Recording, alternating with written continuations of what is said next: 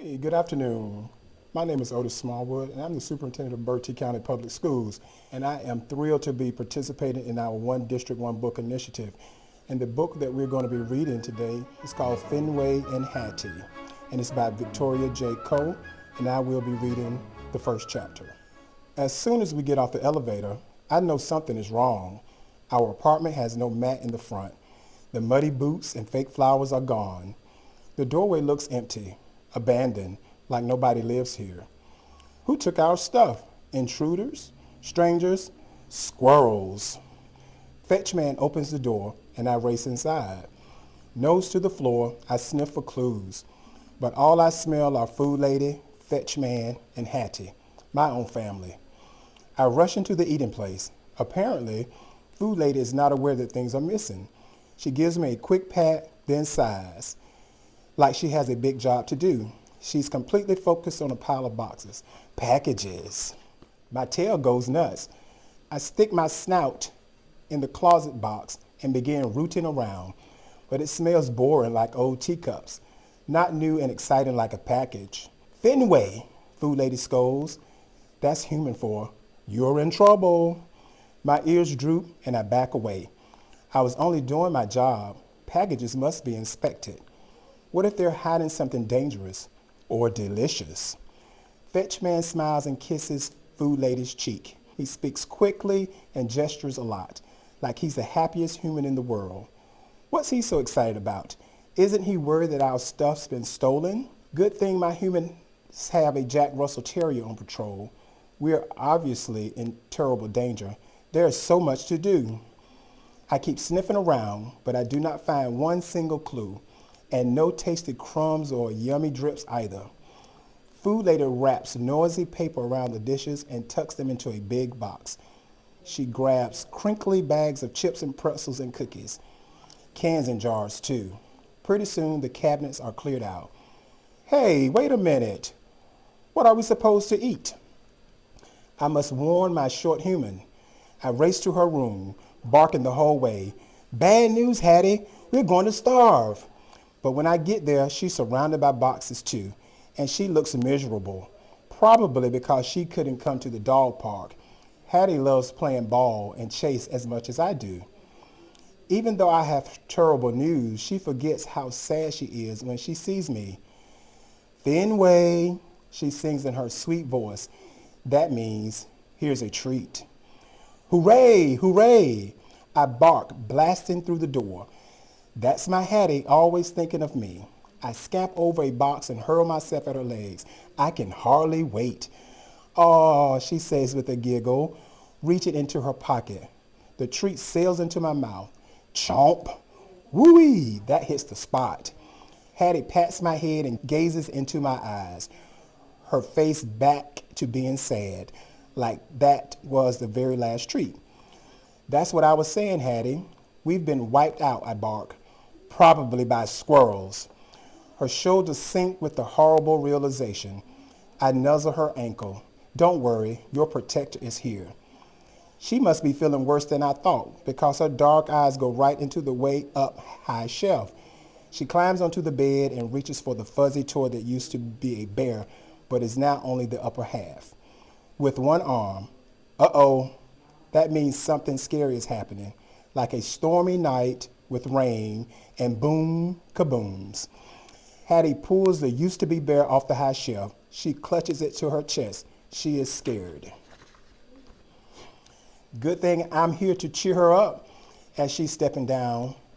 I snatch the used-to-be bear from her arms. I zip around the bed and fly over a box. Hattie's on my tail, laughing. Hey, she says, reaching out her arms. I'm just beyond her grasp. I'm hopping through a pile of shoes when I stumble over something hard. Ouch! My bedtime hairbrush. What's it doing on the floor? Sensing opportunity, Hattie lunges. Drop it, she shouts in a voice that sounds anything but angry. She's fast, but I'm faster. I spring onto the bed. I bury my nose in the rumpled blankets. They smell like mint and vanilla, just like she does. Hattie flops down beside me, smiling. She takes the used-to-be bear and grabs me tight. Best buddy, she coos. She kisses my brown paw, then my white paw. She showers my neck with kisses, our favorite snuggle game. I slobber her cheek as she giggles. She's the best short human ever. Food lady appears in the doorway. One hand's on her hip, the other's pointing at the boxes. Hattie, she scolds. Hattie's smile disappears. As she bolts up, I hop off her chest. She smells worried. I know how she feels. I wait for food lady to start yelling in a bossy voice. But instead, the words I hear are Hattie's. She sounds anxious. She picks up the long jump rope that she brings to the place where short humans with backpacks go. She shows food lady a card. I catch a whiff of hard-ended frosting from the time a pack of short humans invaded, and I warned Hattie that her treats were on fire.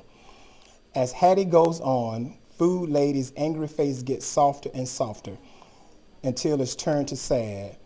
"Oh, baby," she says in a soothing tone. She sits next to us on the bed. Hattie leans into her arm. Food lady strokes Hattie's bushy hair. I nuzzle in under food lady's hand. "I could use a few strokes too, you know," I whimper, right behind the ear. Food lady rocks us gently the way she did when Hattie's knee was hurt. She gives us both a pat and gets up. "Okay," she asks. Hattie nods and sniffles a few times. "Okay," she says, but I know she's still worried. Hattie's sad and scared and packaging things. It reminds me of something. But what? If only I could think of it. When food lady's gone, Hattie tosses the jump rope into a box. Then clothes, whoosh, and shoes, clunk. She picks up the used-to-be bear and squeezes it tight. And then I remember what this reminds me of. It was right before Hattie disappeared for 2 whole nights. And something terrible must have happened to her. Because when she finally came back, her clothes smelled horrible, like burnt marshmallows and squirrels. Oh no, could it be happening again? I knew something was wrong.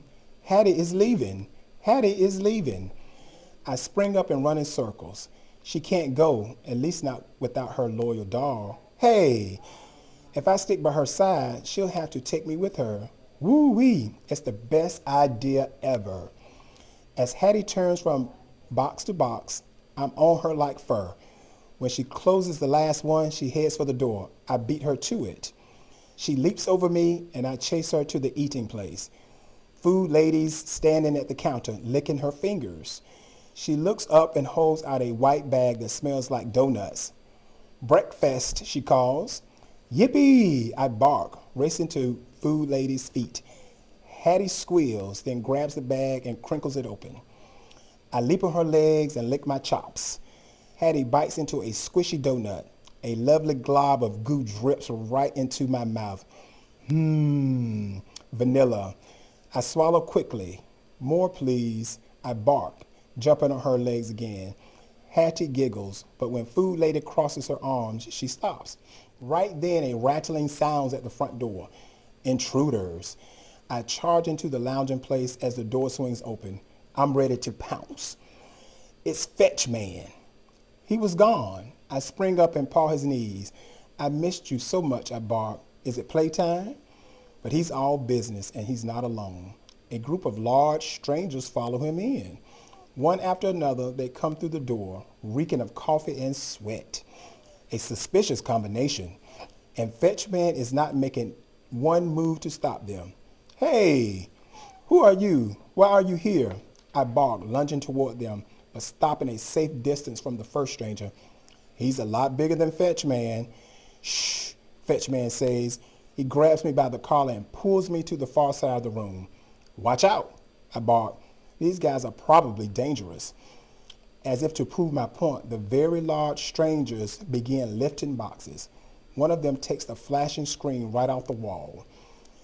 "Can't you see they're stealing our stuff?" I bark, wiggling and kicking. "Let me go. I must be free to do my job." But my warnings aren't doing one bit of good. Fetch Man and food lady just stand there, watching these evil humans loot everything. "Let me at them.